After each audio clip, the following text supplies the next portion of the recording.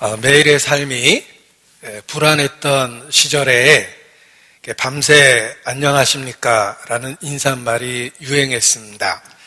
우리 시대가 불안한 시대이기 때문에 밤새 안녕하십니까? 라는 인사말이 저절로 생각이 납니다. 역사를 이렇게 통틀어서 보면 이렇게 안정되고 평화로웠던 시절은 사실 얼마 되지 않고 끊임없는 전쟁이나 자연의 재해 또는 개인적인 어려움, 그런 시절이 더 많았습니다. 왜 하나님께서 인생에게 이러한 고통과 고난을 허락하시는 것일까라는 의문을 가질 수밖에 없습니다. 그런데 그 불안했던 시절일수록 더욱더 많은 사람들이 하나님께 돌아오고 하나님께 의지하는 법을 배웠다는 것입니다. 이 시대에 성도가 그렇습니다. 우리는 불안한 시대를 살고 있고 정말 밤새 안녕하십니까? 라는 말을 할 수밖에 없는 그런 시절을 살고 있습니다. 이러한 때 개인적으로 하나님께 더 가까이 있는 것이 이 시대를 사는 비결일 거라고 생각합니다. 오늘도 말씀 앞에 함께 모였습니다. 기도로 시작하겠습니다. 우리 가운데 역사하시는 거룩하신 아버지 하나님, 그리스도 예수 안에서 우리 각 사람을 불러주시고 하나님의 자녀 삼아주신 것 진심으로 감사 찬양을 드립니다. 모이기를 힘쓰라는 주님의 말씀을 기억하고 또 그날이 다가옴을 볼수록 더욱 그리하라는 주의 명령을 기억하며 이 시간 하나님 앞에 함께 모였습니다. 주 성령께서 친히 주관해 주시고 하나님의 영광만을 나타내 주시며 우리 각 사람 주의 권능의 손길로 붙잡아 주시기를 주님께 기도합니다. 병들고 어그러지고 약한 것들 주의 능력과 은혜로 고쳐주시고 주의 생명을 더 풍성하게 우리 모두에게 부어주시기를 주님께 간구합니다.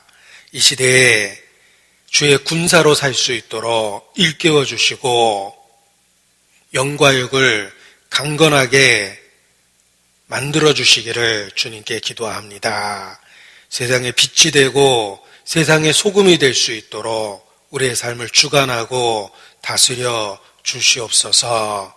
우리 중에 누구든지 자기를 위하여 사는 자가 없고 자기를 위하여 죽는 자가 없도록 일깨워 주시고 사나 죽으나 주의 뜻 가운데 매일의 삶을 살 수 있도록 주님 도와주시기를 주님께 간구합니다. 함께 하시는 주님, 우리 가운데 역사하시는 주님께 모든 것을 의지합니다. 특별히 어려운 처지에 있는 분일수록 더 큰 은혜를 주시고 그 고난을 통해 하나님의 은혜를 경험할 수 있도록 도와주시기를 기도합니다. 또 이 시간 아직 구원 얻지 못한 이뤄진 영혼들, 특별히 가족과 친척과 지인들과 이웃들 속에 있는 이뤄진 영혼들을 기억하고 하나님 앞에 기도합니다. 구원의 방주로 여러 짐승들을 이끄셨던 것처럼 우리에게 속한 자들을 이끌어 주시고 주 예수를 믿으면 너와 내 집이 구원 얻으리라는 약속의 말씀이 온전히 이루어질 수 있도록 우리의 각 가정을 축복해 주시옵소서. 우리에게 주신 그 복을 또 우리 주변에 있는 사람들에게 나눠줄 수 있도록 우리를 복의 근원으로 삼아주시고 우리를 통해서 주의 역사를 이루어 주시기를 기도합니다. 예수께서 3년 반의 공생애를 이 땅에서 보내셨던 것처럼 우리 각 사람을 통해서 그 생애를 또 나타내 주시고 주의 역사를 이루어 주시기를 기도합니다. 이 시간도 오직 함께 하시는 주님께 모든 것을 의지합니다. 우리 심령에 각 사람 형편에 맞는 교훈과 말씀, 책망으로 함께하여 주시옵소서. 성령의 감동 감화하심으로 그 말씀을 실천할 수 있도록 은혜와 능력을 더해 주시기를 주님께 기도합니다. 주께 의지합니다. 저희를 사랑하시는 고마우신 우리 구주 예수님 이름으로 기도합니다. 아멘. 네, 성경, 구약 성경 중에 오늘 한 본문을 찾도록 하겠습니다. 성경 66권 중에 여자의 이름으로 되어 있는 두 권의 책이 있습니다. 정답은 룻기와 에스더입니다. 오늘 본문은 에스더입니다. 에스더 1장 1절을 찾겠습니다. 750페이지입니다.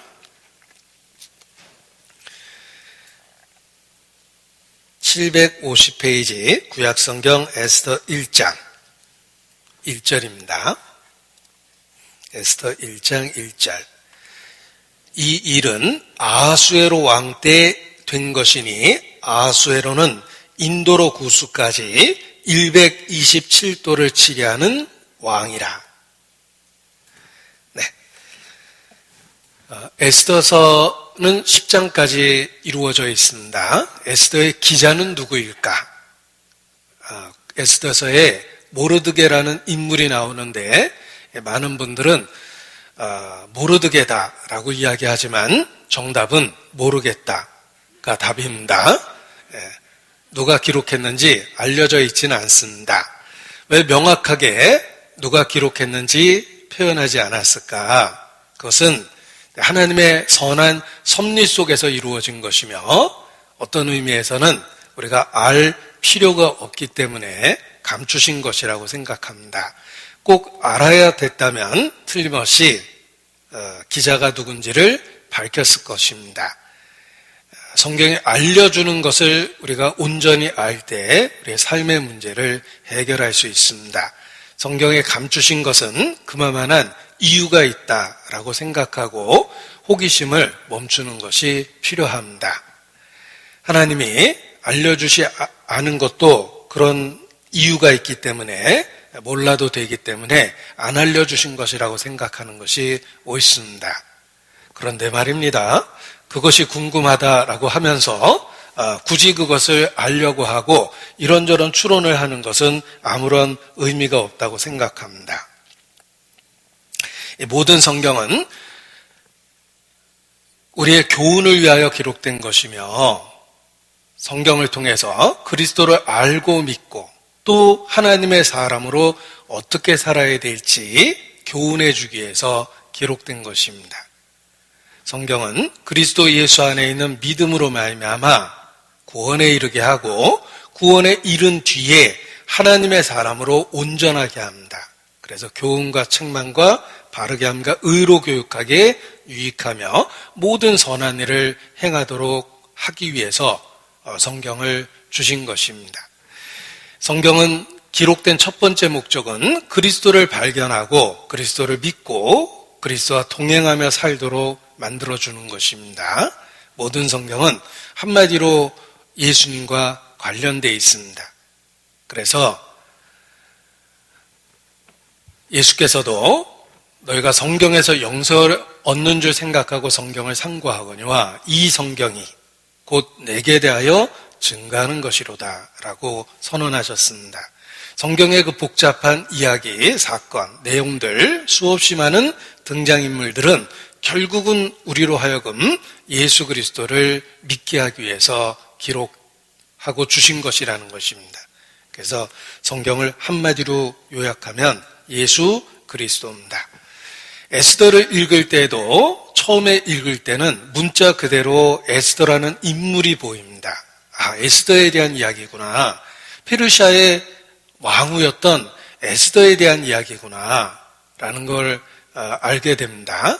그런데 성령께서 우리 심령의 역사하심으로 말미암아 분명히 에스더라는 인물의 이야기를 읽었는데 놀랍게도 그 속에 감춰진 예수 그리스도와 관련된 이야기들이 보이기 시작합니다. 하나님의 구속의 역사가 에스더서에 가득 들어있다는 것입니다. 그래서 처음에 읽을 때는 에스더라는 인물이 보이지만 성령의 감동하심을 따라서 그 에스더의 이야기 뒤편에 있는 예수 그리스도와 관계된 구속의 역사가 보이는 것입니다. 그래서 우리가 이미 믿고 있는 예수 그리스도에 대한 신앙을 더욱 확실하게 하고 위로를 받고 살 수 있는 것입니다. 성막은 문자적으로 읽으면은 제사 지내는 도구와 방법에 대한 이야기입니다. 그런데 성령께서 우리 심령의 역사하심으로 성막의 모든 내용들이 예수 그리스도의 구속의 역사와 관련이 있다는 걸 깨닫게 하십니다. 이와 같이 에스더의 이야기도 그렇습니다. 그냥 에스더의 이야기였지만 어느덧 에스더라는 인물은 사라지고 그 뒤에 감춰진 구속의 역사가 보이기 시작합니다. 그래서 우리가 믿고 있는 십자가의 진리가 얼마나 확실한 진리인지를 더욱 확인하고 확증하게 되는 것입니다. 저는 개인적으로도 그렇습니다. 제가 에스더서를 공부하고 또 잘 전달하기 위해서 묵상하는 가운데 점점 더 예수 그리스도와 관련한 구속의 이야기가 보였습니다. 그래서 개인적으로도 놀랍고 큰 유익이 됐습니다. 큰 감동 속에 에스더서를 읽었는데 그 이야기를 어떻게 제가 전달해야 될지 두렵고 하지만 하나님이 내게 분명하게 그리스도와 관련해서 교훈을 주신 그 이야기를 조금이나마 나눌 수 있을 거라고 생각을 합니다. 에스더서를 본문으로 삼은 이유는 시기적으로 적당하기 때문에 그렇습니다.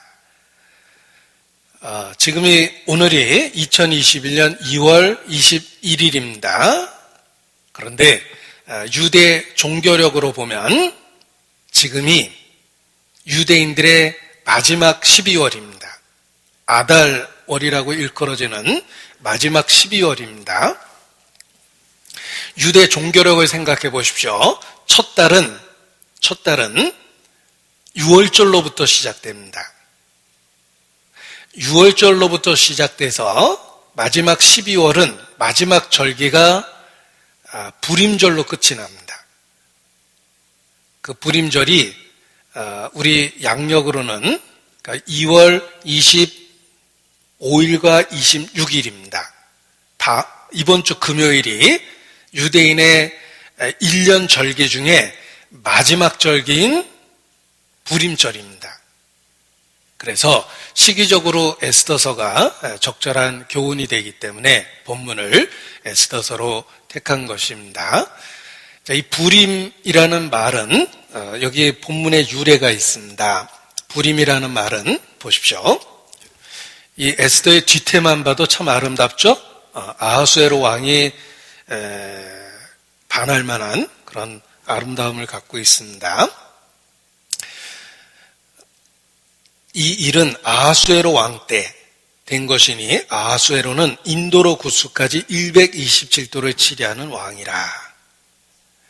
이 불임절이 한 해의 마지막 유대인의 명절이다라는 것은 특별한 의미를 갖습니다. 시작은 6월절로 시작하고 마지막 절기는 불임절이라는 것입니다. 그래서 유대인들은 이 불임절을 이렇게 축하하고 한 해의 마지막을 즐깁니다. 해피 불임 이렇게 써 있는데 유대인들이 이 불임절을 한 해의 마지막 명절로 종교력으로 계산했을 때 마지막 명절로 즐긴다는 것입니다. 그래서 이스라엘과 함께 영원히 불임절을 축하하자 이렇게 이야기하고 있습니다.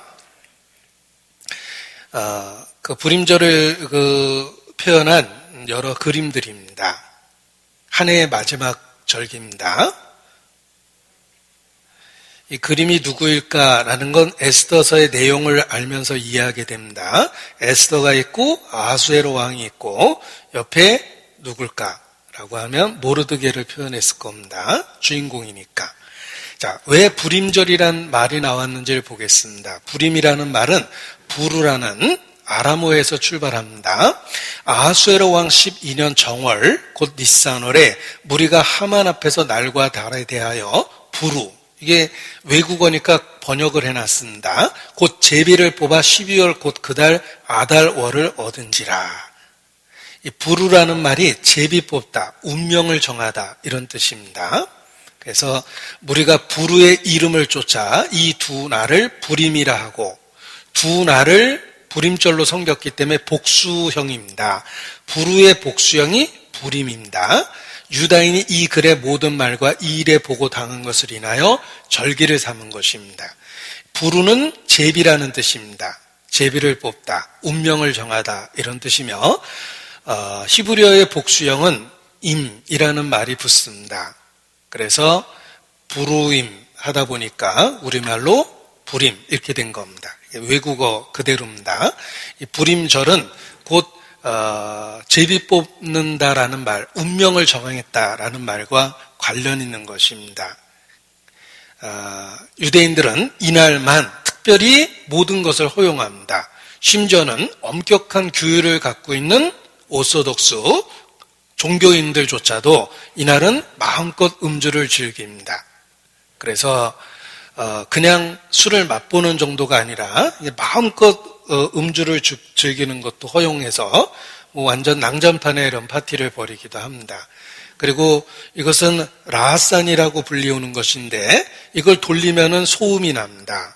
장난감 같이 이렇게 돌리면은 따르륵 따르륵 소리가 나는데, 에스더서를 읽으면서 하만이라는 원수의 이름이 나올 때마다 이 라하산을 돌리는 겁니다. 원수의 이름이 50몇 번 나오는데 그 이름이 나올 때마다 악인의 이름은 들을 가치도 없다, 듣고 싶지도 않다라는 의미에서 이 라하산을 돌립니다. 그래서 소음을 내서 악인의 이름이 세상에 들리지 않도록 이렇게 하는 그 도구입니다. 그러니까 유대인은 이걸 돌리면서 그들의 원수였던 하만, 그 하만을 기억하는 것입니다. 그리고 이런 그 만두처럼 생긴 그 음식을 나눠 먹습니다. 우리 만두처럼 안에 속이 들었는데 이 과자의 이름을 하만의 귀라고 그럽니다. 원수 하만의 귀 모양으로 만들었다 그래서 하만의 귀라고 이렇게 부르는데, 이 음식을 먹으면서 마치 악인의 귀를 물어 뜯는 것과 같은 그런 통쾌한 기분으로 이런 민족적인 음식을 나눠 먹습니다. 여러 과자를 만들기도 하고 하만을 표시했죠. 에스더의 모습을 표현하고, 그리고 명절 때 먹는 하만의 귀라고 일컬어지는 만두형 과자입니다. 이게 이제 유대인들의 부림절입니다.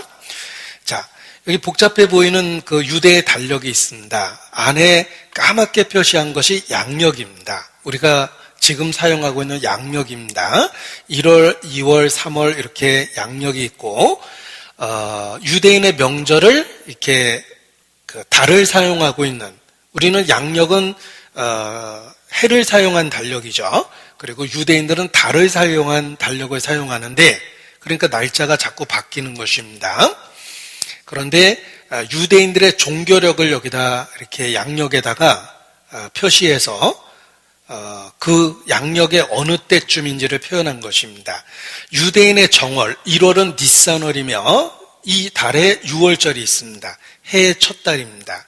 그들의 삶의 시작은 구원으로부터 시작되는 것입니다.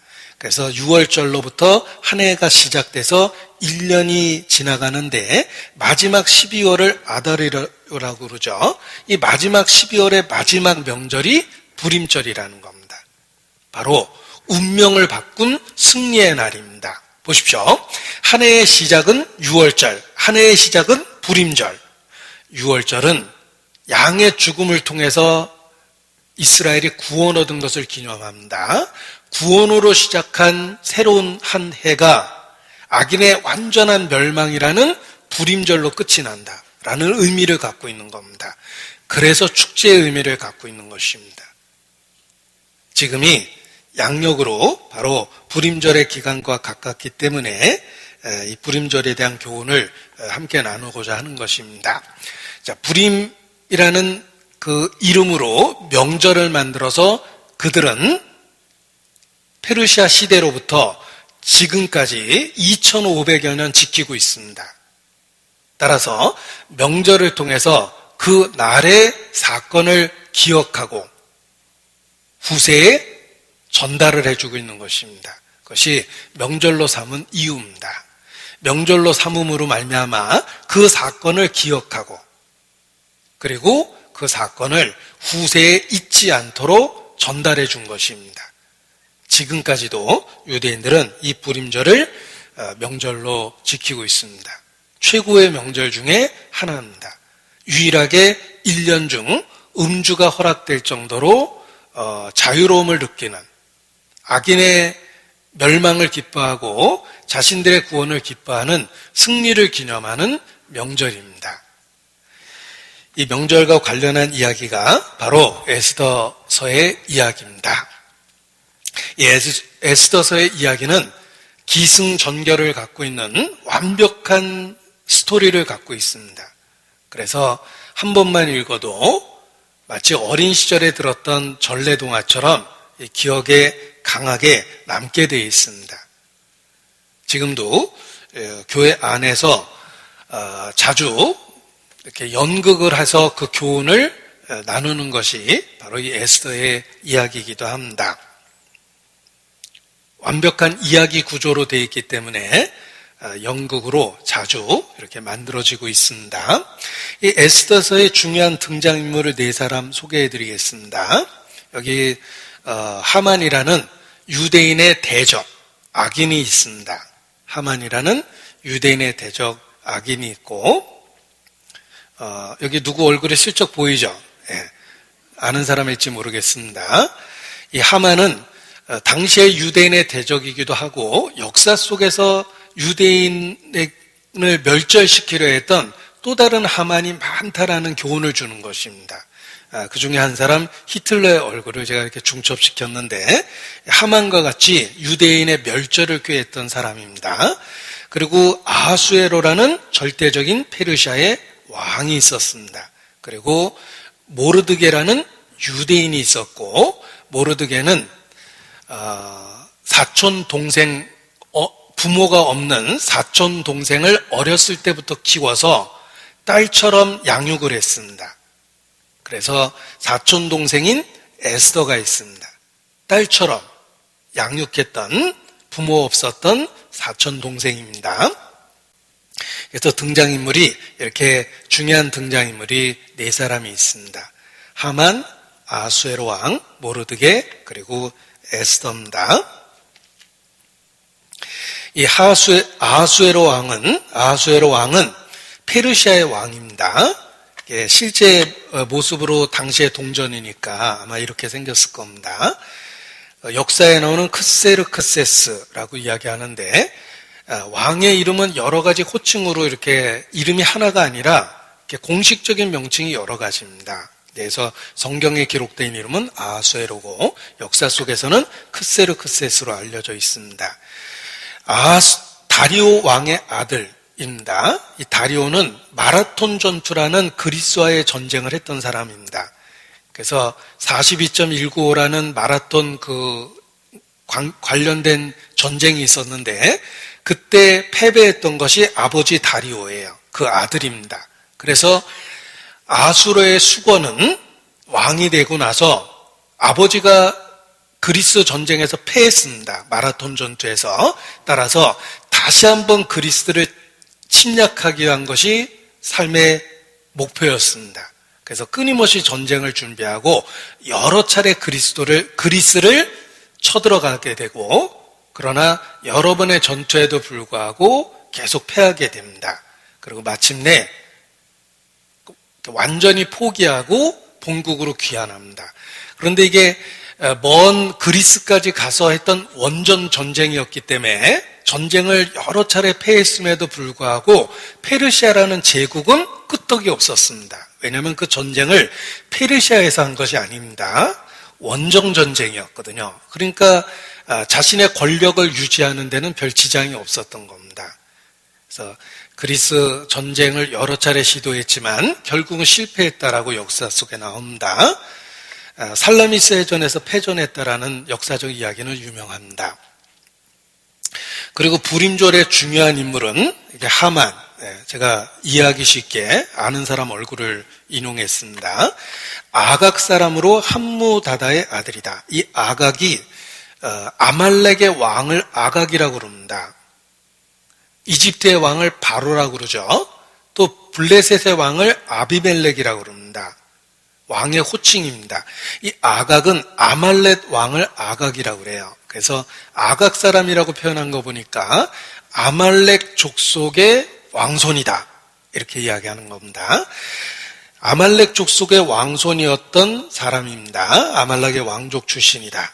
그리고 은 1만 달란트라는 거액을 통해서 뇌물을 쓰고 유대인을 다 죽이려는 그 계획을 꾸몄던 사람입니다.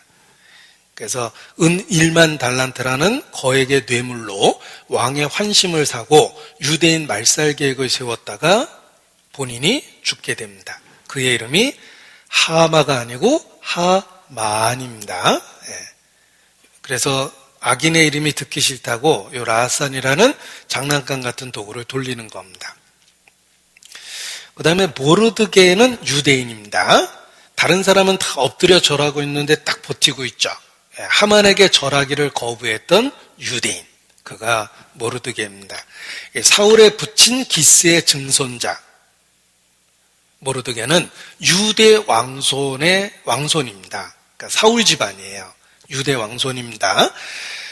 그리고 문지기로 생활을 했습니다. 아하수에로 왕이 암살당할 뻔했는데 그 사실을 알게 되고 신고하고 왕의 암살을 그 계획을 저지시킵니다. 공로를 세운 거죠. 그리고 아각 사람 하만에게 절을 거부하다가 위기에 빠지게 됩니다. 이 모르드게와 관련해서 불임절이 생긴 겁니다. 그리고 에스더입니다. 잘못 보여줬습니다. 이 에스더가 아니고 이 에스더입니다. 유사품 에스더에 주의하시고, 제가 얘기 드리는 에스더는 우리 시대 유산균 파는 에스더가 아니고 바로 이분입니다. 에스더입니다. 굉장히 아름다웠다고 이렇게 돼 있습니다.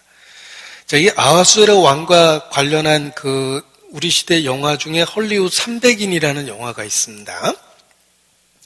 이렇게 기괴하게 생기게 표현을 했는데 300이라는 그 헐리우드 영화를 보면 스파르타를 쳐들어가서 스파르타 300 용사들과 싸우고 엄청나게 고전을 하지만 결국은 승리하게 됩니다. 그가 아하수에로입니다. 그래서 역사적 그 스파르타를 침공했던 그 인물이 바로 에스더의 남편 아하수에로였습니다.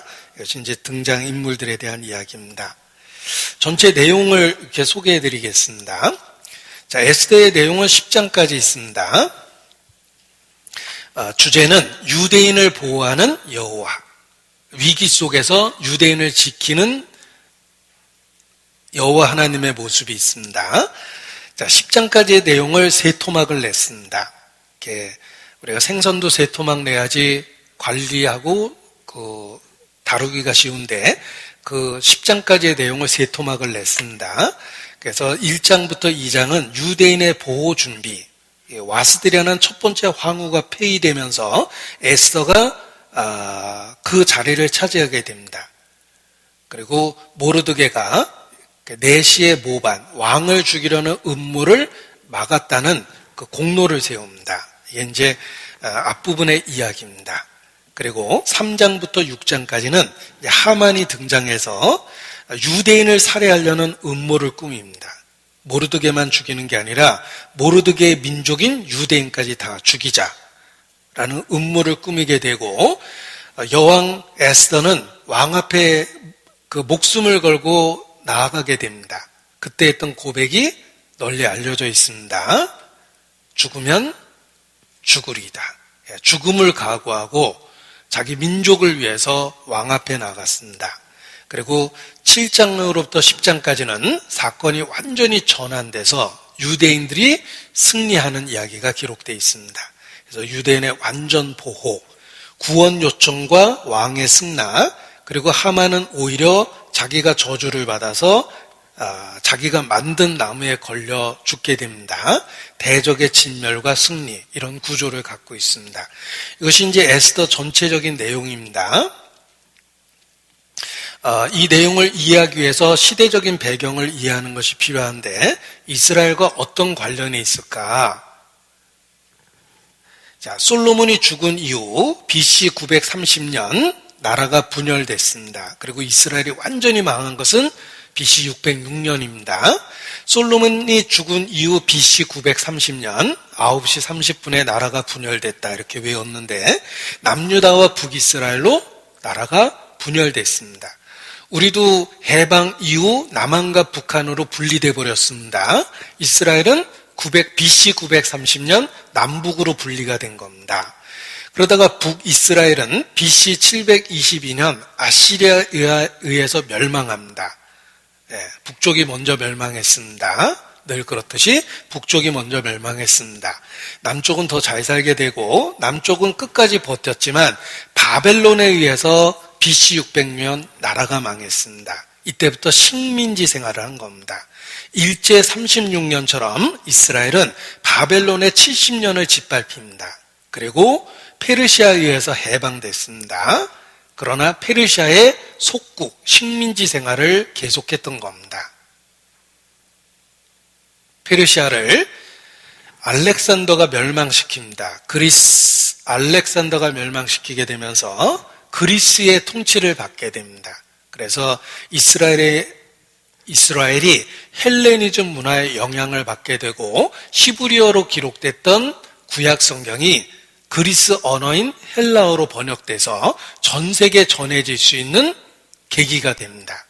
그러니까 민족적으로는 불행한 역사를 겪었지만 성경이 헬라어로 번역돼서 보급될 수 있는 기회가 생긴 겁니다. 이 그리스를 로마가 재통합합니다. 예수님은 로마 시대에 태어났습니다. 이스라엘은 끊임없이 식민지 생활을 했고 에스더는 페르시아 시대에 있었던 이야기입니다. 그래서 에스더의 배경을 이해해 볼 수가 있는데, 바벨론에서 해방돼서 70년 만에 포로 생활을 마치게 됐습니다. 그들이 싸워서 독립한 게 아니라 페르시아 왕이 바벨론에 있었던 이스라엘을 풀어준 겁니다. 그런데 놀라운 것은 이 사실이 성경에 예언되어 있었다는 것입니다. 이 사실이 성경에 예언되어 있었다는 것입니다. 이사야서 44장에 보면 페르시아 시대를 예언했습니다. 이사야 선지자가 그 후에 있을 이야기를 예언했는데 페르시아 왕의 이름까지 정확하게 예언했습니다. 고레스라고 예언했습니다. 고레스에 대하여 이르기를 그는 나의 목자라 나의 모든 기쁨을 성취하리라 하며, 예루살렘에 대하여는 이르기를 중건되리라 하며, 성전에 대하여 이르기를 내 기초가 세움이 되리라 하는 자니라. 놀랍게도 고레스가 태어나기도 훨씬 전에 이사야 시대 때 이미 예언했다는 것입니다. 고레스는 페르시아의 왕이었지만 메시아의 모형이 되는 것입니다. 그래서 아주 구체적으로 예언하십니다. 나와 여호와는 나의 기름받은 고레스, 메시아라는 호칭을 쓴 거예요. 기름받았다는 말이 메시아거든요. 나의 기름받은 고레스의 오른손을 잡고 열국으로 그 앞에 항복하게 하며 열왕의 허리를 풀며 성문을 그 앞에 열어서 닫지 못하게 하리라. 내가 고레스에 대하여 이르기를. 아주 구체적으로 예언했습니다. 자, 페르시아의 고레스 왕이 바벨론에 쳐들어왔습니다. 이스라엘은 만세를 부르고 왕을 적극적으로 환영합니다. 고레스는 이상하게 생각했습니다. 왜 니들이 좋아하느냐? 그때 유대인은 이사야 선지자가 기록한 그 오래된 성경을 들고 왕 앞에 나갑니다. 우리의 하나님 여호와께서 왕이 우리를 풀어줄 거라고 예언했습니다. 이름까지 예언되어 있었습니다. 그리고 성전을 건축하게 해줄 거라고 여기 하나님이 예언하셨습니다. 역사는 고레스가 거의 회심했다라고 기록하고 있습니다. 이방인의 왕이었던 페르시아의 고레스가 거의 회심해서 유대인의 여호와라는 신을 섬겼다라는 기록을 남길 정도로 이 고레스가 큰 충격을 받은 겁니다. 기꺼이 유대인을 풀어줍니다. 이런 이야기가 역사에도 나옵니다. 그 역사의 한 부분을 보여드리겠습니다. 고레스. 동안 기르스는 다시 한번 보여드리겠습니다. 이렇게 보십시오. 이런 일이 그냥 역사에 일어났다 하더라도 참 신기하다라고 생각했을 텐데 그것이 하나님의 하시는 일이라는 것을 우리에게 확실히 알려주셨습니다. 예언 그리고 성취입니다. 내가 이 일이 이루어지기 전에 너에게 미리 말한 것은 이 일이 이루어질 때 믿게 하기 위해서라 라고 말씀하십니다.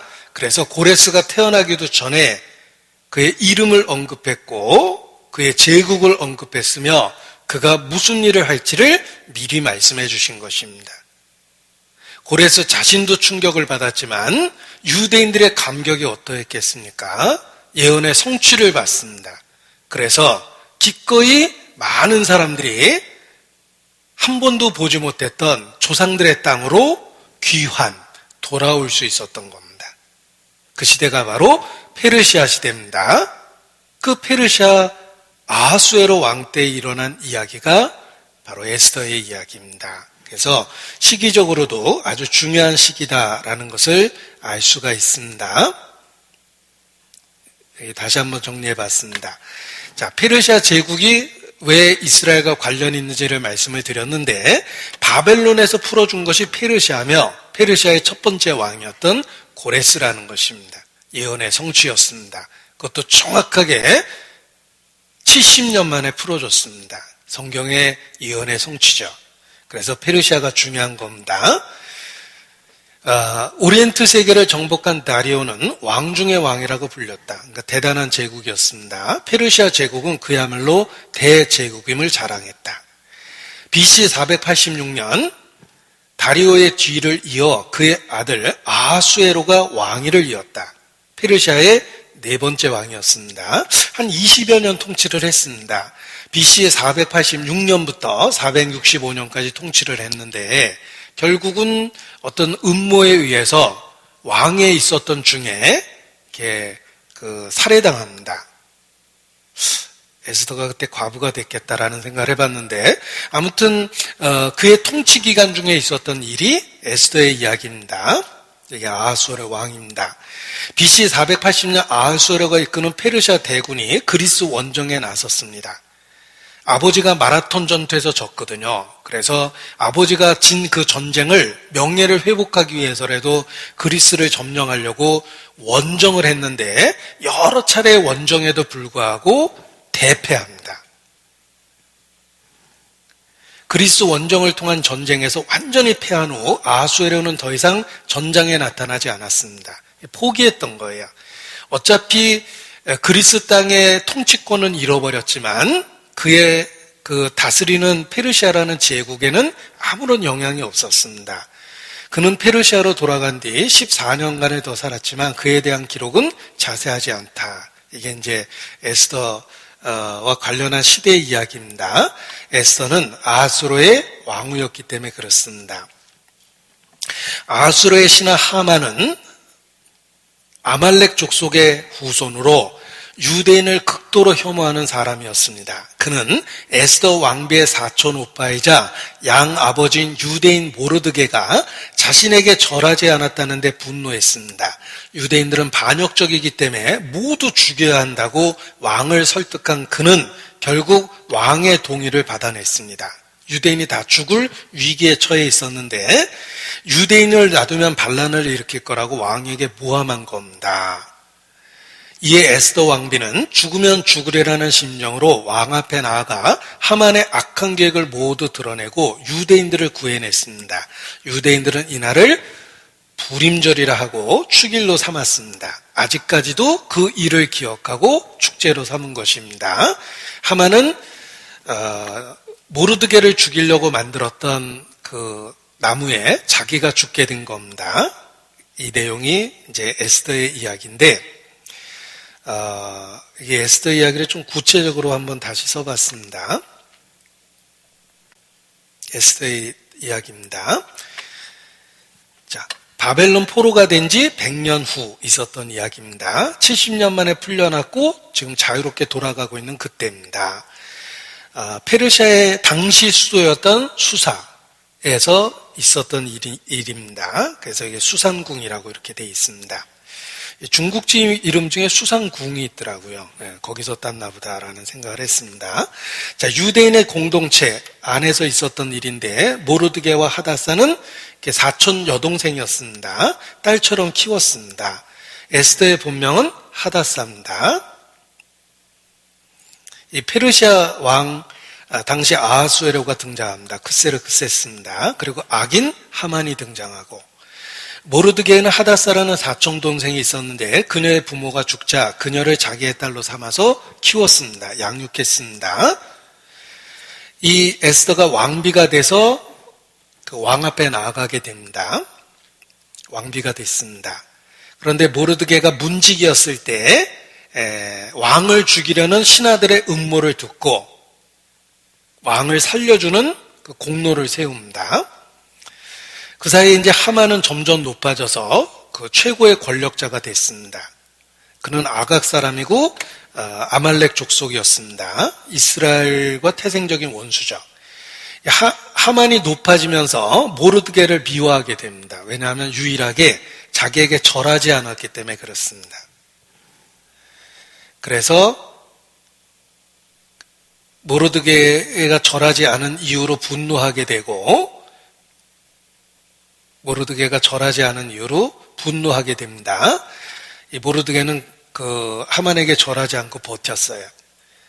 절대 절할 수 없다. 난 유대인이다. 라고 얘기하니까 하만이 모르드게뿐만 아니라 그의 민족까지 다 죽이겠다라는 악한 계획을 세운 것입니다. 그리고 유대인을 죽이라는 그 조서를 아무 생각 없이 술만 먹고 있는 왕이죠. 왕에게 뇌물을 써서 죽일 음모를 깨무는데 좋은 날을 잡은 거예요. 그래서 악인 하만이 언제 죽일까 하고 그 제비를 뽑았는데 그날이 유대인의 달력으로 12월 13일이 된 겁니다. 유대인이 다 죽는 날이 돼버린 겁니다. 13이라는 숫자를 서양 사람이 싫어하잖아요. 조서의 내용은 다음과 같습니다. 12월인 아달월 13일 하루 동안 남녀노소 할 것 없이 모든 유다 사람을 죽이고 전 재산을 빼앗으라. 이런 무시무시한 법을 만들었습니다. 그래서 에스더와 모르드게 모든 유대인들은 하나님께 간절히 기도했습니다. 그리고 왕 앞에 나가게 됩니다. 그리고 왕의 그 후의를 얻게 되고 모르드게가 왕을 살려줬다는 그 내용도 왕이 알게 돼서 모르드게를 높이기 시작합니다. 그리고 하만이 유대인을 죽이려는 음모를 꾸몄다는 걸 에스더가 폭로해서 바로 하만이 나와 나의 민족을 죽이려고 했습니다. 그 악한 일을 한 것이 바로 하만입니다. 얘입니다. 바로 얘입니다. 라고 해서 이 하만이 자기가 모르드게를 죽이려고 했던 그 나무에 달려서 죽게 되는 것입니다. 그리고 모르드게가 아무 생각 없는 왕의 그 다음 권력자가 됩니다. 하만의 뒤를 이어 왕은 모르드게에게 권력을 다 줍니다. 그래서 모르드게는 자기 민족을 살릴 수 있는 조서를 다시 쓰게 됩니다. 모든 유대인은 자신을 방어하고 대적을 죽이라. 자신을 방어할 수 있는 그 권리를 준 겁니다. 그래서 조서의 내용은 자기들을 공격하는 적들을 죽여도 된다. 자기를 적극적으로 지켜도 된다라는 법을 준 겁니다. 그래서 유대인들은 그날에 모두 살아나게 되고 그날을 부림절이라는 축제를 만들어서 섬기게 된 겁니다. 기념하게 된 겁니다.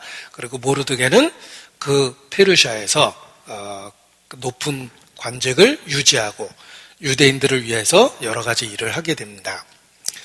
자, 이 복잡한 이야기를 쉽게 기억하는 방법이 있어서 소개해드리겠습니다.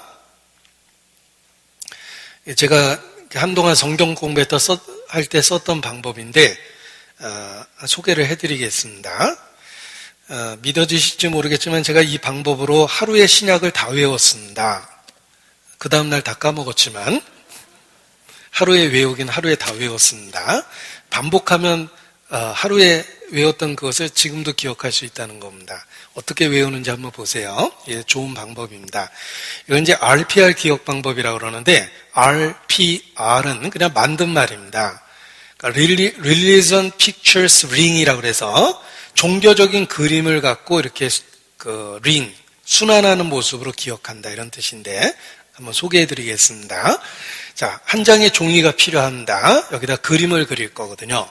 그리고 각각의 종이에는, 이 각 종이에는 번호가 있습니다. 땅이라고 생각하고 1번지, 2번지, 3번지, 4번지, 5번지, 6번지, 7번지, 8번지, 9번지, 10번지 이렇게 생각하면 되겠죠.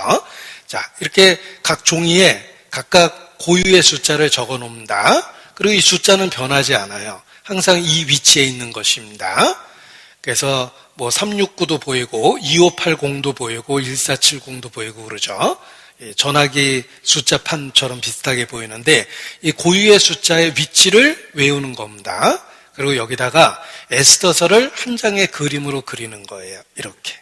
그러면 여기 1, 2, 3, 4, 5, 6, 7, 8, 9, 10 각각의 고유 숫자가 있고 한 장의 그림이 걸렸습니다. 이 그림을 보면 여기 아하수에로 왕이 앉아있고 왕후 자리가 텅 비어있죠. 와스디가 쫓겨났거든요. 그래서 2장에 보면 에스더가 왕후로 간택받는 장면이에요. 이게 에스더가 앉아있죠. 그리고 하만이 제비를 뽑아서 유대인을 죽이려고 킥킥거리고 있습니다. 킥킥이 아니라 죽이려고 그랬으니까 아마 킬킬거렸을 거예요. 네. 제가 또 아재 개그를 그리고 4장에는 이 에스더가 죽으면 죽으리다라고 굳게 결심하고 있고 5장에는 잔치를 벌이고 있죠. 음식이 보이죠. 요게 왕이 앉을 거고 요게 하만이 앉을 겁니다. 잔치를 벌이고 있어요. 그리고 6장에는 모르드게가 존귀하게 돼 있어요. 모르드게가 왕을 살려줬다는 그것을 알게 되고 모르드게가 높아진 겁니다. 그리고 여기 킬킬거렸던 하만이 오히려 자기가 만든 나무에 달려 죽었어요. 끔찍하게 죽어있죠? 그리고 요건 조서예요. 이스라엘은 자기를 적극적으로 방어해도 된다라는 이스라엘이 살아날 수 있는 조서를 발표한 게 8장입니다. 그리고 9장에 여기 10명의 사람이 매달려서 죽었는데 하만의 10아들이 죽은 거예요. 성경에 10아들의 이름이 나오는데 유대인들은 그 10아들의 이름을 굉장히 빨리 읽습니다. 다다다다닥 이렇게 읽어버려요. 왜냐하면 그들이 한 번에 죽었다라는 걸 이렇게 일깨우려고 가장 빠른 속도로 사람이 읽을 수 있는 가장 빠른 속도로 읽어버립니다. 열아들이 여기서 죽었어요. 그리고 모르드게가 존귀하게 된 모습입니다. 자, 한 장의 그림 속에 에스더서의 이야기를 다 그려놓은 겁니다. 그래서 그림을 생각하면 돼요. 그림을 기억하기는 쉽거든요. 1장에는 아하수에로 왕이 앉아 있었고 황후의 자리가 텅 비어 있었죠. 2장에는 에스더가 왕후의 자리를 얻기 위해서 나아간 모습이 있었고 3장에는 하만이 킬킬거리고 있었고 4장에는 에스더가 죽으면 죽으리다라고 하고 있었고 잔치상을 5장에 벌려놨어요. 그리고 6장에는 모르드게가 높아지고 존귀케 됐고 7장에는 하만이 나무에 달려 죽어 있었죠. 그리고 그 밑에 8장에는 이스라엘을 자유롭게 하겠다라는 조서가 붙어 있었고 9장에는 하만의 열아들이 매달려 있었습니다. 그리고 10장에는 모르드게가 존귀하게 돼 있었죠.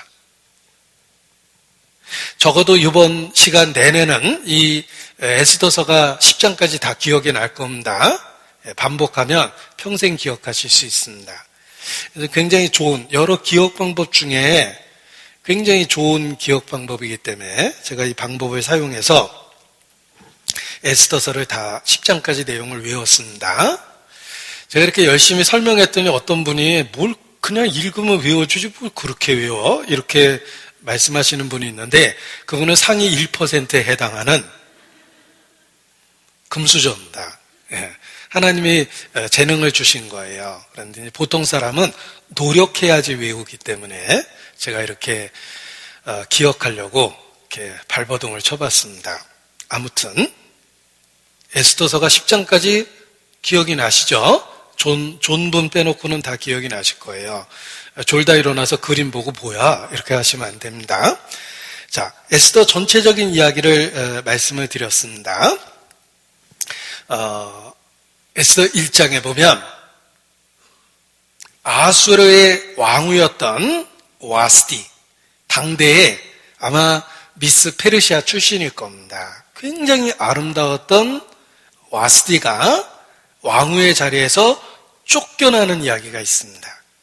왕후의 자리에서 폐위되고 쫓겨나는 이야기가 있는데 왜 쫓겨났냐면 왕이 180일 동안 잔치하고 또 7일 동안 이어서 또 잔치를 하면서 마지막 순서에 왕후를 그 아름다운 미모를 보여주기 위해서 나오라고 그랬는데 와스디가 거절했습니다. 그 일로 인하여 와스디가 쫓겨나는 이야기가 에스더 1장에 있습니다. 에스더 1장 12절입니다. 에스더 1장 12절.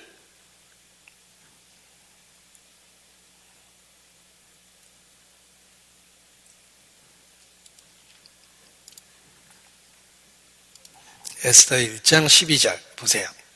그러나 왕후 와스디가 내시에 전하는 왕명을 쫓아오기를 싫어하니 왕이 진노하여 중심이 불붙는 듯 하더라. 이 왕후 와스디는 남편의 권위를 무시했습니다. 그런데 단지 남편의 권위를 무시한 게 아니라 그 남편이 페르시아 127도를 다스리는 인도부터 구수까지 어마어마한 제국을 다스리는 왕이었습니다. 왕후 와스디는 남편의 명령을 거부한 것이 아니라 생각해 보십시오. 제국의 왕의 명령을 거부한 겁니다. 그래서 폐위되고 쫓겨난 것입니다.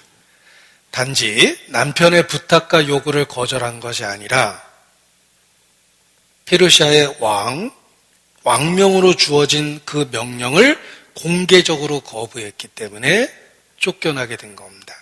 여기 12절 다시 보십시오. 왕후 와스디가 내시에 전하는 왕명을 이렇게 돼 있죠. 내시도 한 사람 보는 게 아니라 공적으로 격식을 갖춰서 7 내시를 보낸 거예요. 그 7 내시 이름이 10절에 써 있어요. 그러니까 공적인 격식을 갖춰서 7 내시에게 공적인 명령을 한 겁니다. 그래서 여기에 보면 남편의 명이 아니라 왕명을 쫓아오기를 싫어하니라고 돼 있죠. 그걸 거절한 겁니다. 이제 어떤 분은 이 와수디를 옹호하는 분들이 있습니다. 남자들 술 먹은 자리에 왕후가 이쁘다고 자기 마누라 미모를 자랑하려고 나오라고 그러는 게 말이나 되냐. 그리고 갑자기 나오라고 하면 어떡하냐. 여자는 적어도 7가지 과정을 거쳐서 메이크업을 해야 된다. 스킨도 발라야 되고 로션도 발라야 되고 에센스도 발라야 되고 메이크업도 해야 되고 마스카라도 해야 되고 할 게 색조 화장까지 해야 되는데 할 게 한두 개냐. 이렇게 갑자기 부르면 어떡하냐. 라고 와수디를 옹호하는 분들도 계십니다. 그런데 중요한 것은 와스디는 남편의 명을 거부한 게 아니라 왕의 명을 공적으로 거부했다는 것입니다. 이 180일의 잔치는 이유가 있습니다. 왕이 된 지 3년 만에 잔치를 했는데 180일 동안 잔치를 한 거예요. 왕은 그리스를 원정하기 위해서 요즘 말로 단합대회를 하고 군사적 작전을 세운 거예요. 그래서 127도의 중요한 사람들을 다 불러다가 큰 전쟁을 앞두고 결사항전을 각오하고 그리고 백성을 위로하고 전쟁을 위한 잔치를 벌였던 겁니다. 그러니까 중요한 자리죠. 그 중요한 잔치의 마지막 순서를 왕후가 개인적으로 싫다고 거절한 거예요. 근데 이게 얼마나 큰 죄인지 생각해 보는 게 필요합니다.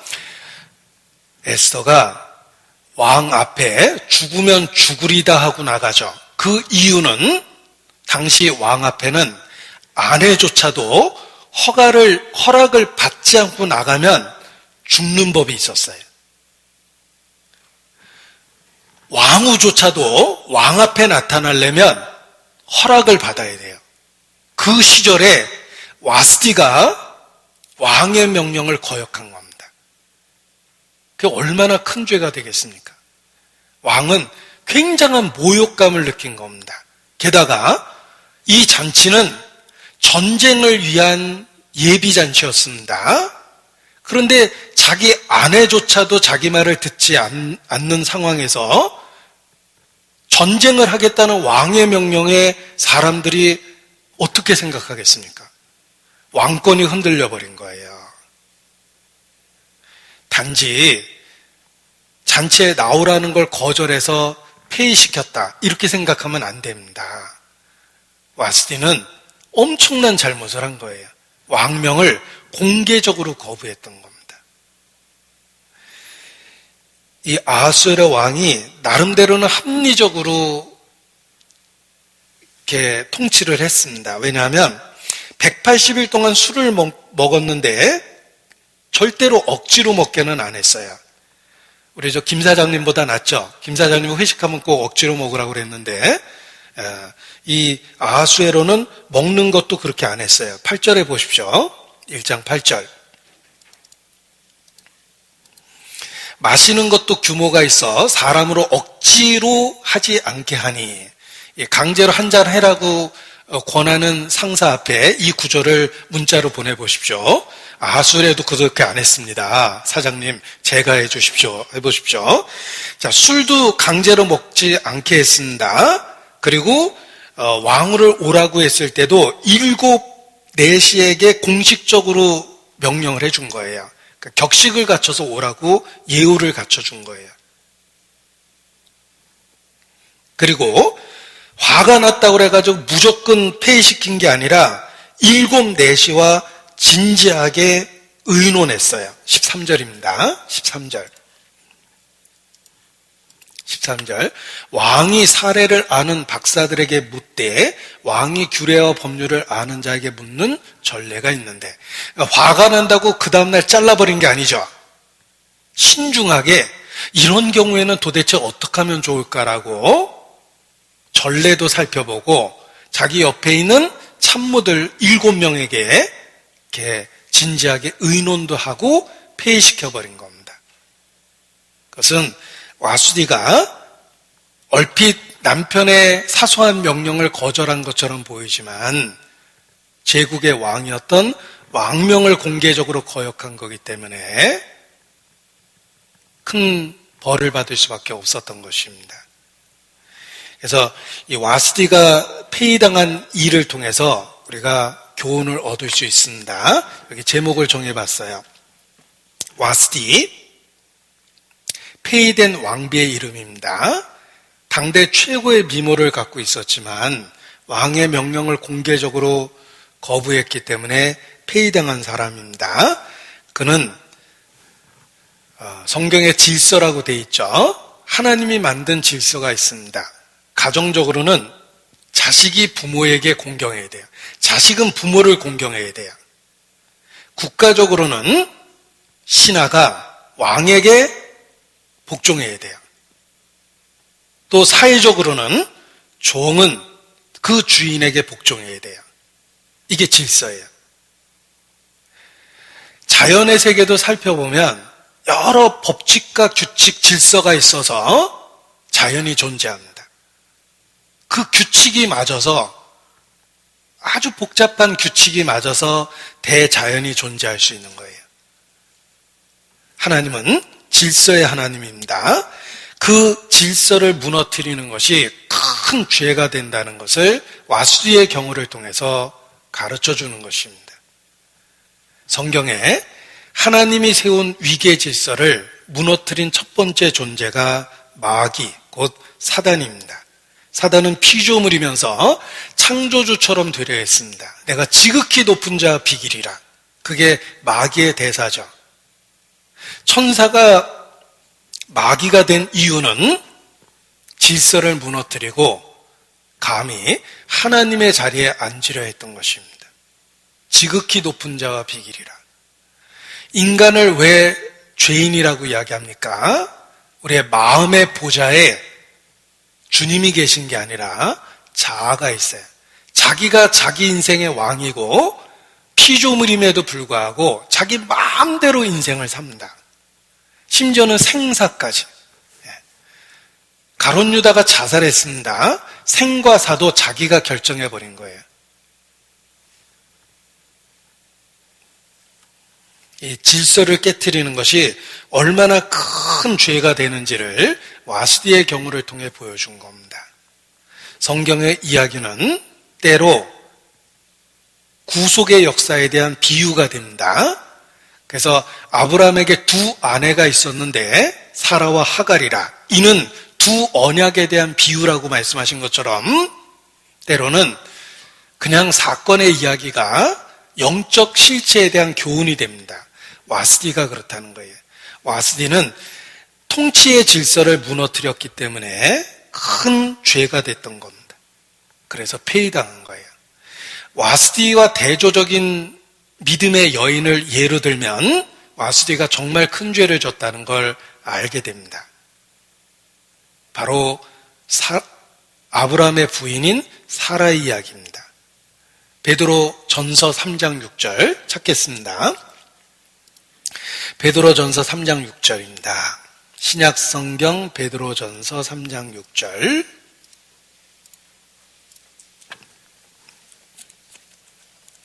베드로 전서 3장 6절. 제가 읽어드립니다. 사라가 아브라함을 주라 칭하여 복종한 것과 같이 너희가 선을 행하고 아무 두려운 일에도 놀라지 아니하므로 그의 딸이 되었느니라.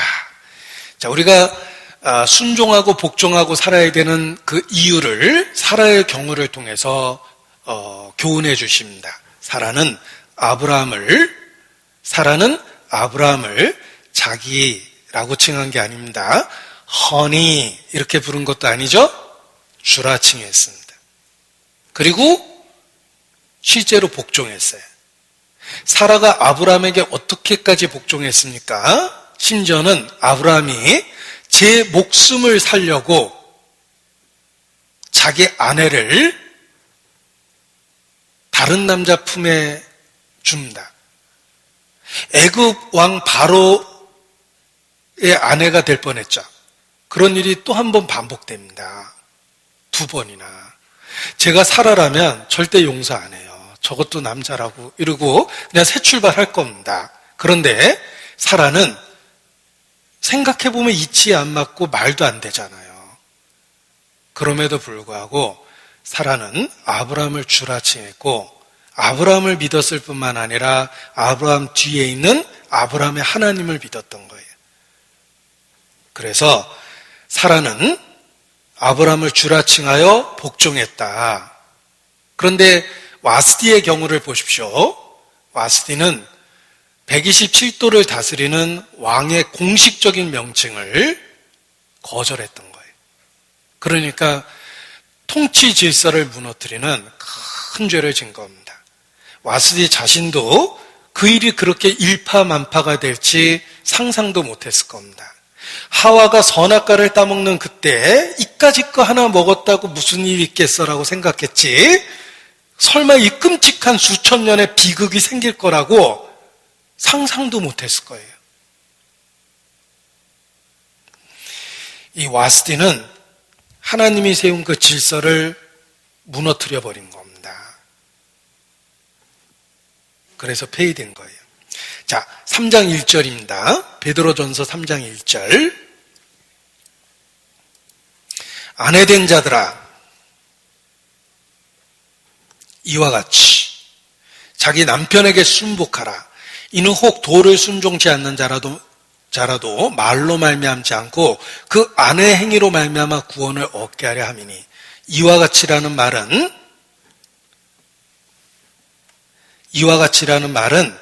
국가와 사회 질서에 순복하듯이 아내들은 가정에 세운 질서에 순복해야 된다. 이렇게 말씀해 주시는 것입니다.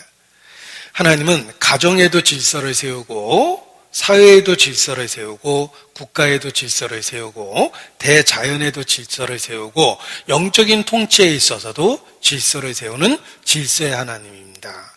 그래서 그 와스디의 죄가 왜 그렇게 심각한 죄가 될까라는 것을 우리가 당시 페르시아 시대의 왕의 위치나 권위를 생각해 보면 와스디가 얼마나 큰 죄를 졌는지를 알 수 있게 됩니다.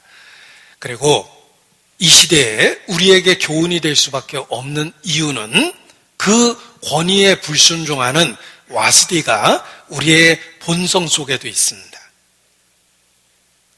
우리 속에 선악과를 기웃거리는 하와도 들어있고 우리 속에 질서를 무시하는 와스디의 교만한 마음도 우리 속에 있다는 것입니다.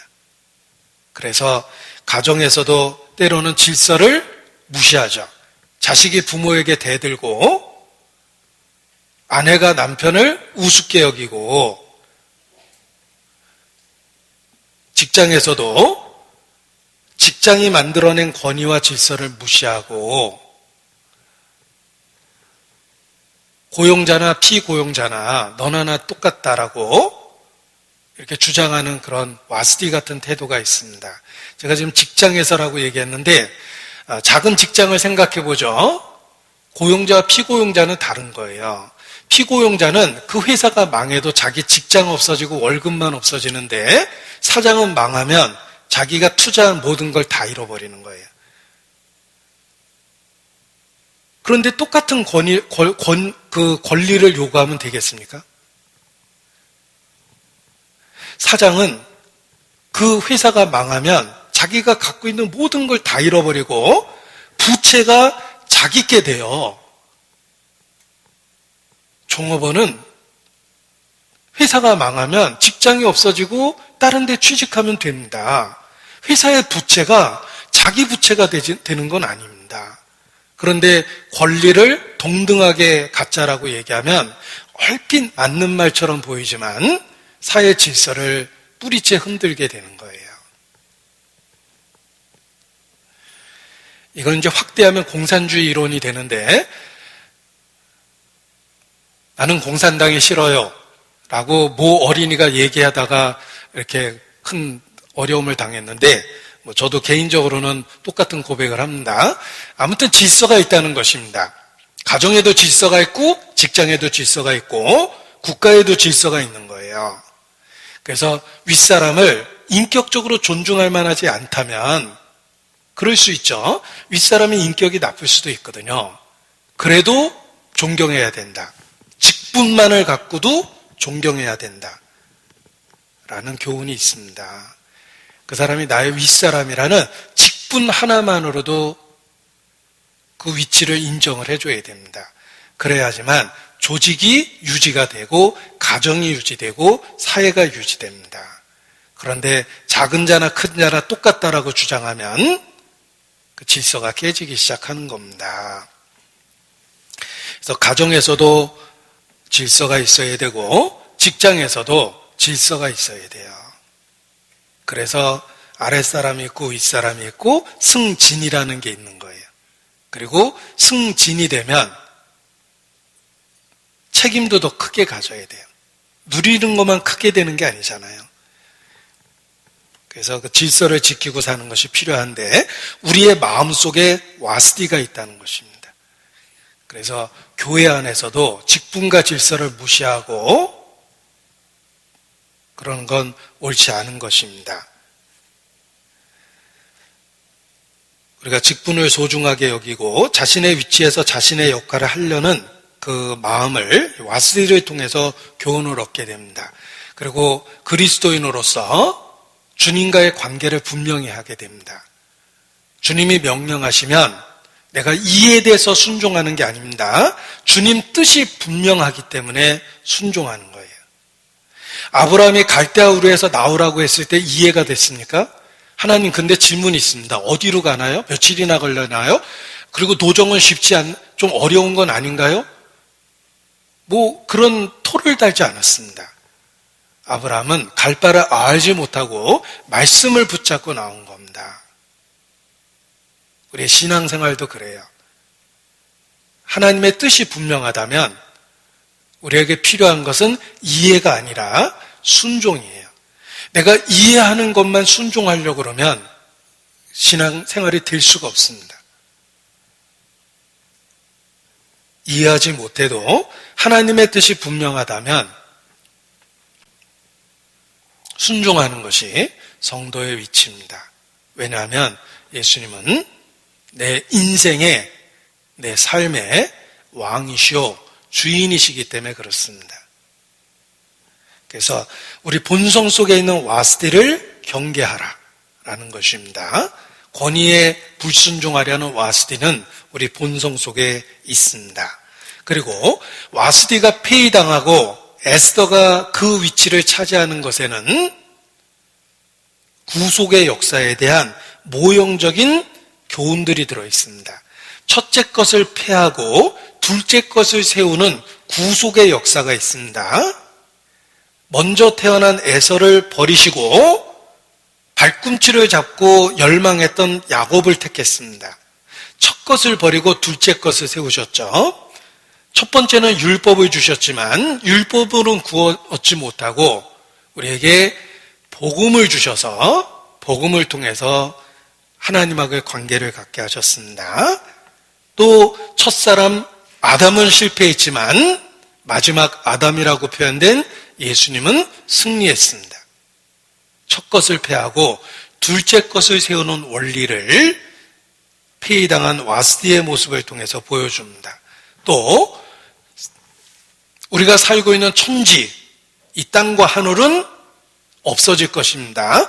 천지는 없어지겠으나 주께서 예비하신 둘째 것, 새하늘과 새 땅이라는 완전한 세계가 우리에게 주어집니다.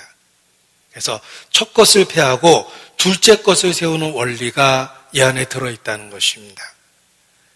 그리고 첫 번째 선택을 받았던 유대 민족은 처절하게 실패했습니다. 그리스도를 거절했기 때문에. 그러나 그리스도를 영접하는 이방인들은 하나님의 은혜와 축복에 참여하게 됩니다. 유대인은 실패했고 이방인은 하나님의 은혜를 그들에게 주시려고 했던 은혜를 받게 됐습니다. 이런 구속의 역사도 이 와스디의 이야기 속에 모형처럼 들어있다는 것입니다. 첫 것은 폐하고 둘째 것을 세우는 하나님의 역사가 와스디 이야기 속에 들어있습니다. 그리고 이 페르시아의 아하수르의 왕 당시의 시대를 알면 이 사건이 얼마나 의미가 있는지를 더 깨닫게 됩니다. 그 당시가 어떤 시대인지를 보도록 하겠습니다. 이 페르시아 아하수에로 왕의 통치 기간이 보십시오.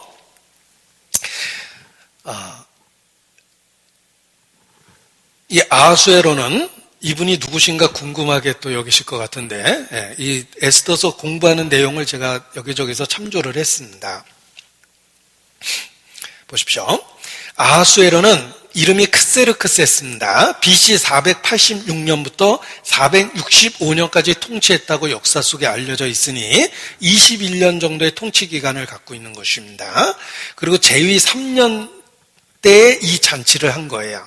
그때 와스디가 폐위당하고 그리고 그 사이에 전쟁하러 갔다가 돌아왔는데 그 7년째 되던 해 새 장가를 들은 게 에스더 이야기입니다. 그러니까 그 이야기가 이 중간에 들어있는 거예요.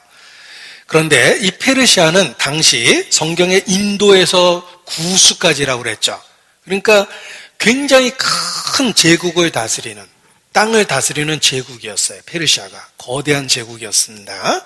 바로 이 시대에 있었던 이야기입니다. 그런데 이 시대가, 이 페르시아 시대가 어느 시대냐면 동양에는 공자가 활동했던 시대예요. 공자님이 활동했던 시대고 서양에는 소크라테스나 피타고라스가 활동했던 그 시대입니다. 그러니까 어느 시대인지 알 수 있겠죠. 이 시대가 유대인에게는 아주 중요한데 그 중요한 이유가 무엇인지를 보여드리겠습니다.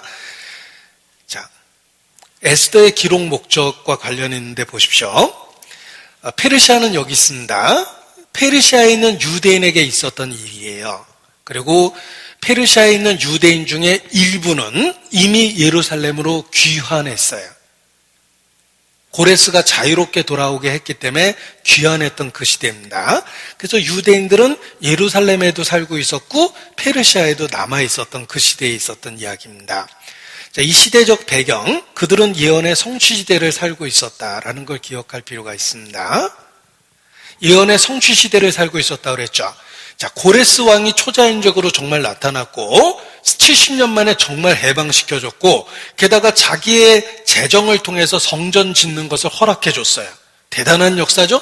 그런 일은 세계 역사 속에 반복되지 않습니다. 기적이기 때문에 그래요. 그들은 예언의 성취를 본 거예요. 우리 시대에 이스라엘의 독립을 받죠. 1948년. 20년 뒤 예루살렘의 회복을 봤어요.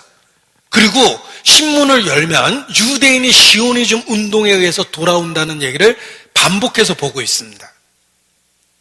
당시 유대인은 예언의 성취 시대를 살고 있었습니다.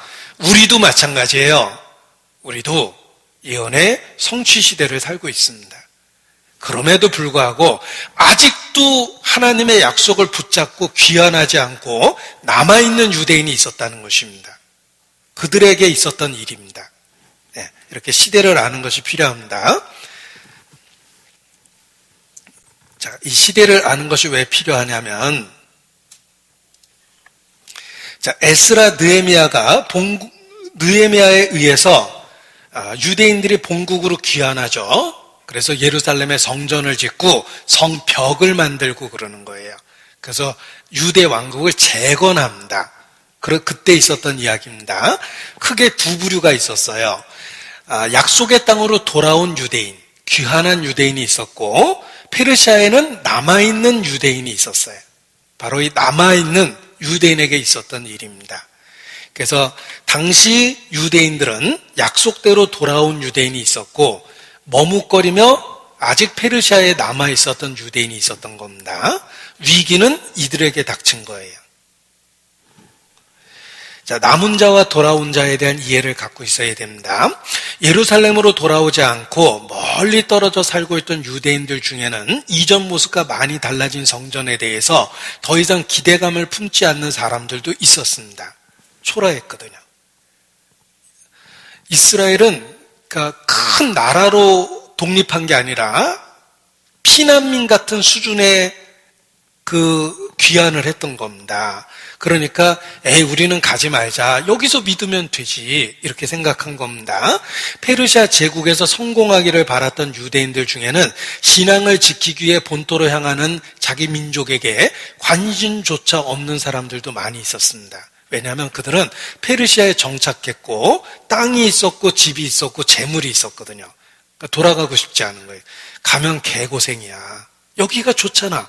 그리고 여기서 하나님 믿으면 되지 뭐 꼭 굳이 약속의 땅으로 돌아갈 필요가 있어? 우리는 어차피 여기서 태어났잖아. 우리는 여기서 태어나서 우리의 언어는 페르시아어야. 히브리어는 우리한테 외국어 같잖아. 말도 잘 안 통하는 나라인데 여기는 우리 집도 있고 비즈니스도 있고 우리 사업은 다 여기 있는데 우리가 왜 돌아가? 이런 유대인들이 많았다는 것입니다. 바로 그 기간에 있었던 일이라는 거예요. 여기 역사를 더 이해할 수 있는 도표를 만들어 봤는데 보세요. 이스라엘이 BC 606년에 망했습니다. 그래서 1차 바벨론 포로가 있었어요. BC 605년에. 그리고 1차, 2차, 3차로 나눠서 잡혀갔죠. 한 번에 잡혀간 게 아닙니다. 세 번에 나눠서 잡혀가면서 70년 포로 생활을 하다가 BC 538년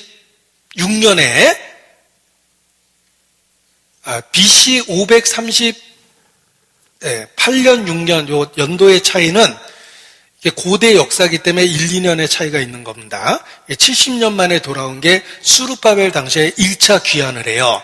그리고 꽤 오랜 세월이 흐른 후에 2차 포로 귀환이 있었고 3차 포로 귀환이 있었는데 에스더의 사건은 1차와 2차 그 중간에 있었던 이야기예요. 이게 기억하는 게 필요합니다. 이 복잡한 도표도 그거예요. 여기 보면 에스라기가 있고 느헤미야가 있는데 중간에 에스더가 있죠. 에스더 사건은 1차와 2차 포로 귀환 중간에 있었던 이야기라는 뜻이에요. 예, 그 뜻입니다. 그래서 에스라서, 성경에 보면 에스라, 느헤미야, 에스더라는 순서로 되어 있는데 시간적으로 재배치를 하면 에스라서에 기록된 내용, 느헤미야서에 기록된 내용 중간에 에스더서가 있었다는 거예요. 이것은 1차 포로 귀환과 2차, 3차 포로가 있기 그 중간에 있었던 일입니다. 이게 중요합니다. 자, 페르시아에서 한 번에 돌아온 게 아니죠. 1차 때 돌아왔고 2차 때 돌아왔고 3차 때 돌아왔어요. 그래서 이 그림이 그런 그림입니다. 여기 세 가지로 줄을 표현한 것은 각각 다른 경로로 세 번에 나눠서 귀환했다 이런 뜻이에요. 한 번에 돌아온 게 아닙니다. 근데 1차 귀환 때는 성전을 재건했고 3차 귀환 때는 성벽을 재건한 거예요. 그리고 2차 귀환 때는 종교적 개혁이 있었던 겁니다. 그런데 에스더서는 여기 있죠. 1차와 2차 사이에 있었던 이야기라는 거예요. 그래서 무슨 영화 포스터 같은데 제1부, 2부, 3부 이렇게 해서 영화가 계속 제작되는 것처럼 1차 귀환은 스룹바벨에 대한 이야기, 2차 귀환은 에스라의 이야기, 3차 이야기는 느헤미야의 이야기인데 에스더서는 1차와 2차 사이에 있었던 이야기다. 이런 뜻입니다.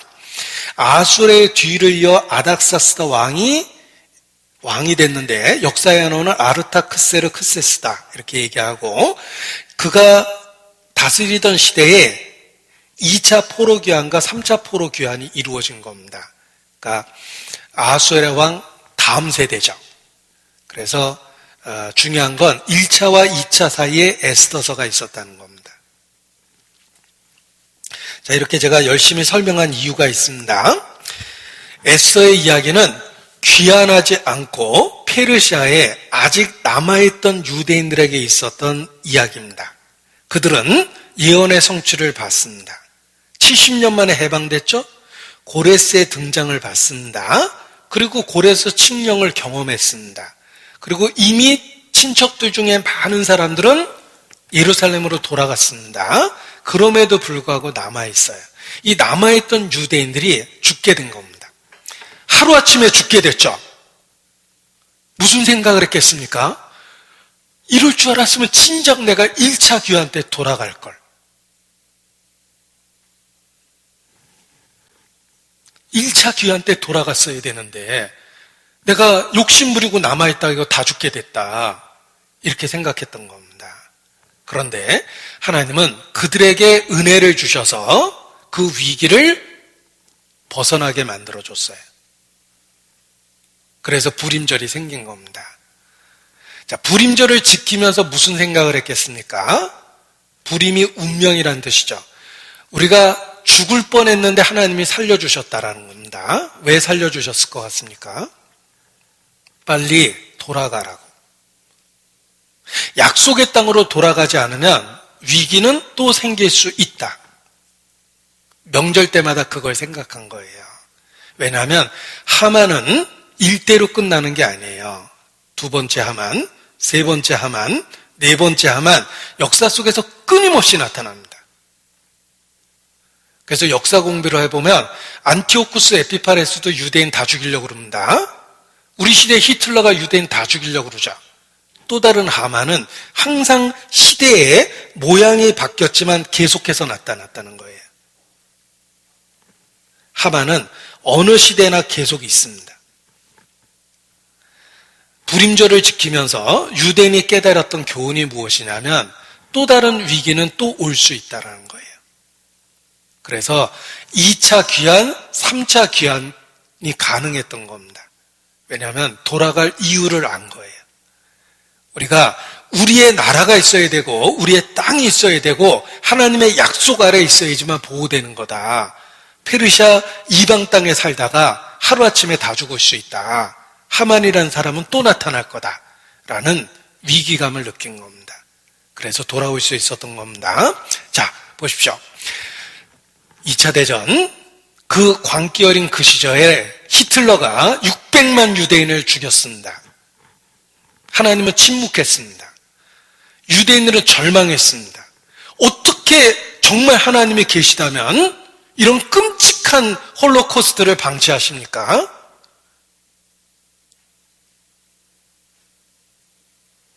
그 히틀러 때문에 유대인이 확실하게 알았던 게 있습니다. 이스라엘은 나라가 필요하다는 거예요. 그리고 1948년 독립할 때에 그 힘이 홀로코스트의 그 끔찍한 재앙 때문에 모일 수 있었던 거예요. 단합할 수 있었고 나라가 세워져야 된다라는 필요성을 느꼈고 유대인은 적극적으로 돌아온 겁니다. 끔찍한 일을 겪었잖아요. 그리고 독립을 선언했을 때 전 세계 모든 국가는 이스라엘의 동정론을 펼쳤어요. 야, 저 유대인들이 나라 없이 떠도니까 그렇게 끔찍하게 죽었잖아.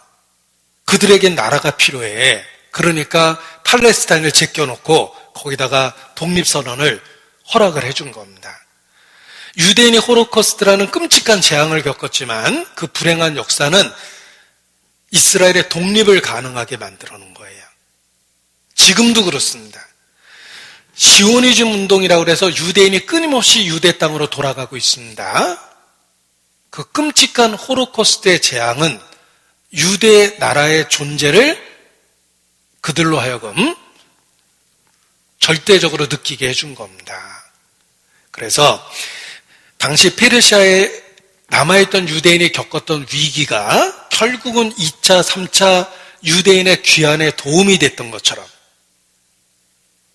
역사 속에서 유대인이 겪었던 끔찍한 홀로코스트조차도 유대 독립에 도움이 됐고 지금도 그들이 나라를 위해서 똘똘 뭉칠 수 있는 이유가 되는 것입니다.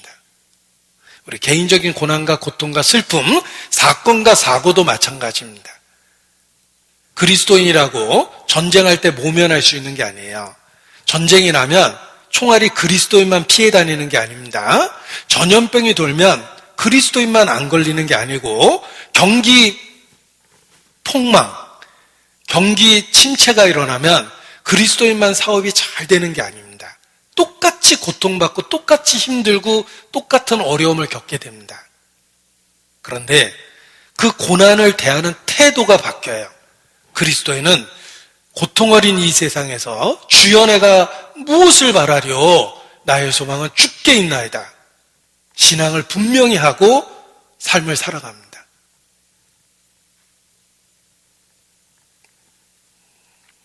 그 고통이 거꾸로 축복이 되게 한 것입니다. 이 하만의 존재는 그 당시의 하만뿐만 아니라 악의 실체를 이야기합니다. 하만은 아말렉 후손이며 태생적으로 유대인에 대한 적개심을 갖고 있습니다. 우리 시대 이란이 그래요. 이란이 대놓고 국가적인 존재 목적이 시오니스트를 이 땅에서 없애버리기 위해서 이란이란 나라가 존재한다라고까지 얘기합니다. 그러니까 공개적으로 유대인을 적으로 선포하는 게 이란입니다. 그게 국가의 존재 목적이라고까지 얘기합니다. 하만이라는 악의 실체는 모양만 다르지 정치적으로도 있고 우리의 삶의 주변에 수없이 많습니다. 그리고 하나님이 그 악한 하만을 우리에게 허락해 준 이유는 그 악을 통해서 선이 무엇인지 더 깨닫고 선을 선택할 수 있도록 만들어주는 것입니다.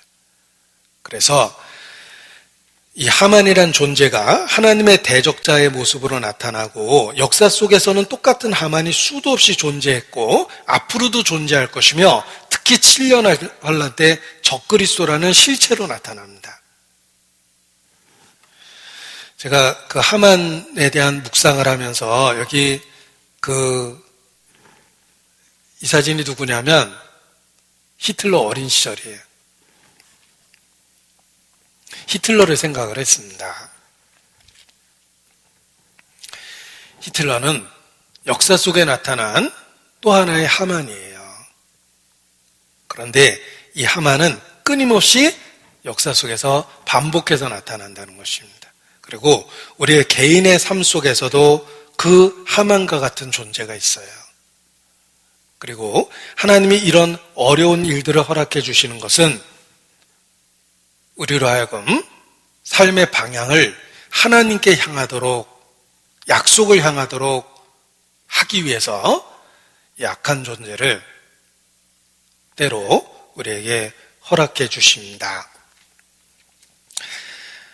하나님은 하만의 존재를 통해서 하나님의 능력과 보호하심을 확실히 보여주셨고, 그리고 머뭇거리며 페르시아에 남아있던 유대인들이 고향으로 돌아올 수 있도록 동기 마련을 해준 겁니다. 그래서 얼핏 위기처럼 보이지만 그 위기를 통해서 이스라엘을 보호하고, 그것을 통해서 남아있는 유대인들이 약속의 땅으로 돌아올 수 있는 기회를 만들어준 것입니다.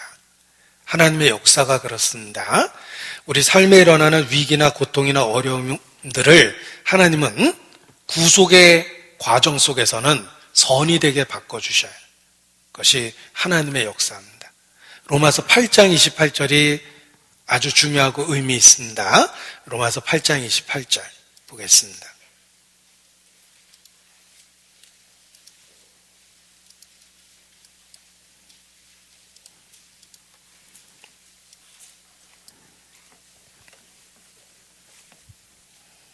함께 읽습니다.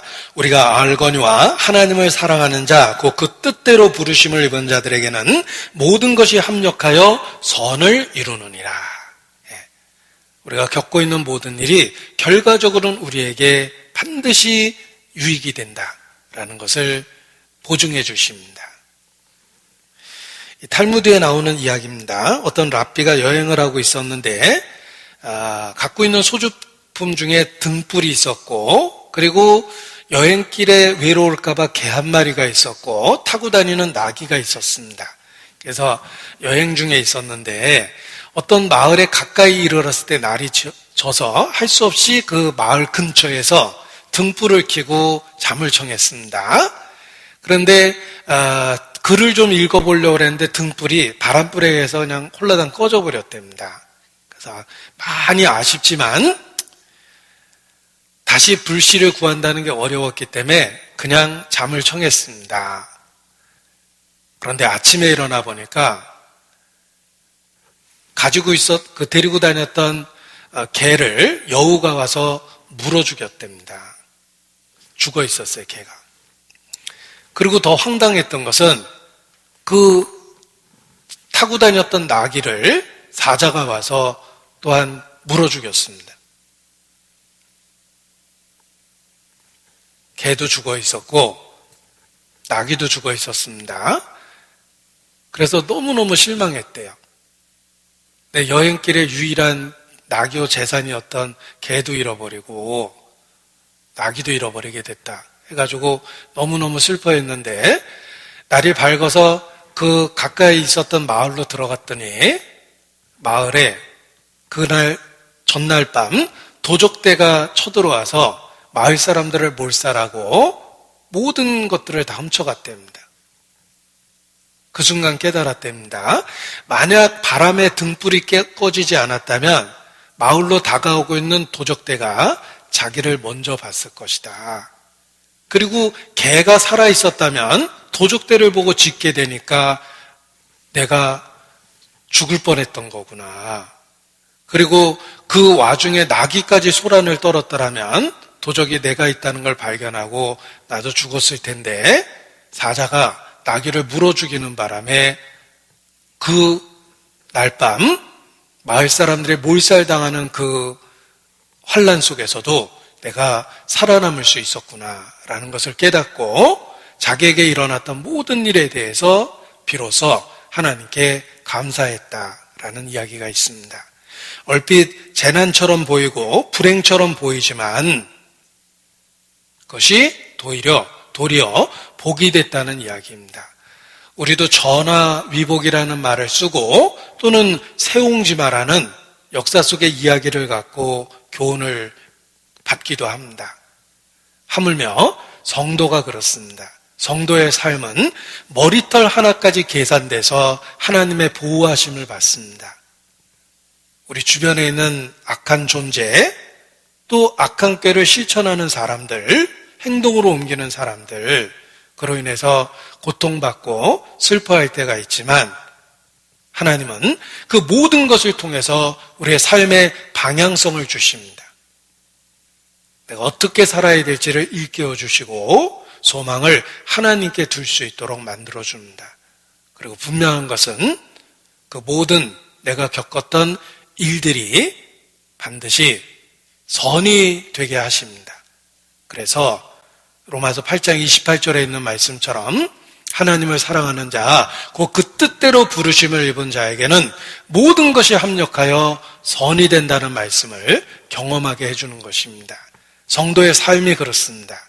믿음을 갖고 자신의 지난 삶을 잘 살펴보십시오. 결코 내가 살아온 인생길이 평탄하거나 만사형통하진 않았습니다. 겪을 거 다 겪었죠. 그런데 분명한 것은 내 삶에 영적으로 손해난 것은 하나도 없다는 것입니다. 그리고 내가 겪었던 그 일 때문에 오늘 이 시간까지 내가 주의 이름을 부르고 있고 주님과 교통하고 있습니다. 신앙을 지켜주신 거예요. 에스더서를 제가 읽으면서 그 말씀 속에서 마치 성막의 모형 속에서 구속의 역사를 보는 것처럼 끊임없이 예수님을 봤습니다. 얼마나 개인적으로 제가 감동을 받았는지 모릅니다. 그런데 오늘 에스더의 시대적 배경을 설명하면서 많은 시간을 거기다 썼습니다. 그래서 다음 시간에 시즌 2에 얼마나 제가 감동을 받았는지에 해당하는 그 말씀을 나누고자 합니다. 기도하시겠습니다. 아버지 하나님, 놀라운 섭리 가운데 우리를 구원해 주시고 보호해 주시며 오늘도 함께해 주시는 것 주님께 감사 찬양을 드립니다.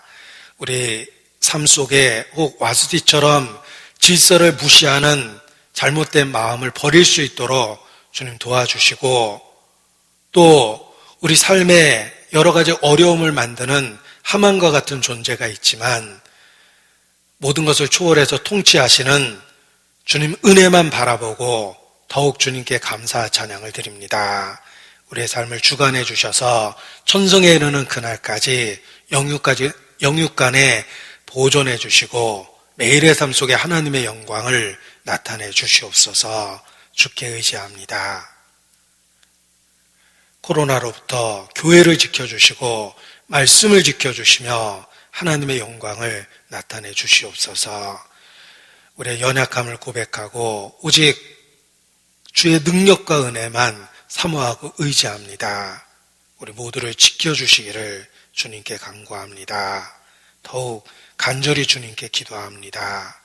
붙잡고 인도하여 주시옵소서. 고마우신 우리 구주 예수님 이름으로 기도합니다. 아멘.